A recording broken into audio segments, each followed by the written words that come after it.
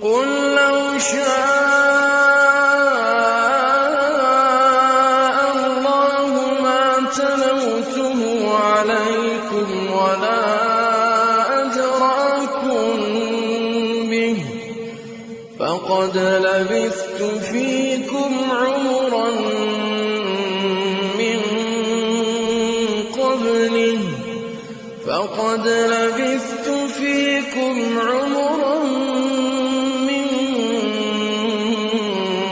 قَبْلِهِ